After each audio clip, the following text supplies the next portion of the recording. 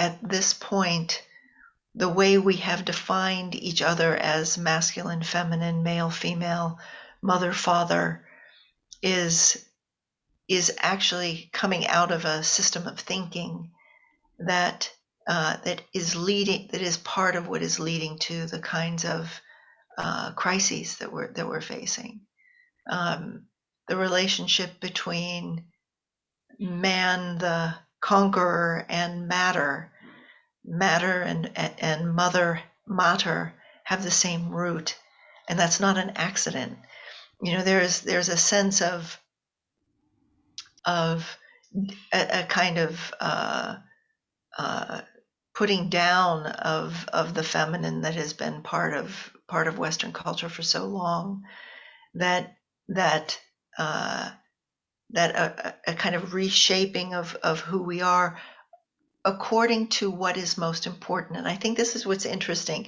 If you look back in history, cultures are formed by what they feel is most eternal, what they feel is that which will that is the absolute foundation. And modernity was founded on a split between the male and the female. I wouldn't even, you could call it the masculine and the feminine, but also the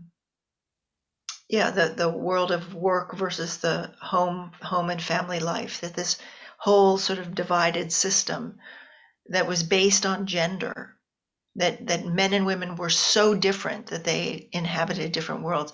The modern world was built on that. And it's not like what was before in the medieval world, which is built on God as the foundation, as the creator of everything.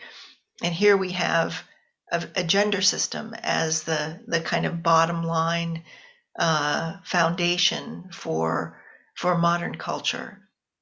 And that so it's like who we are as men and women are the core unit of a system that needs to be opened up and its energy released, so that something more deeply true can become the foundation of what we do as humans.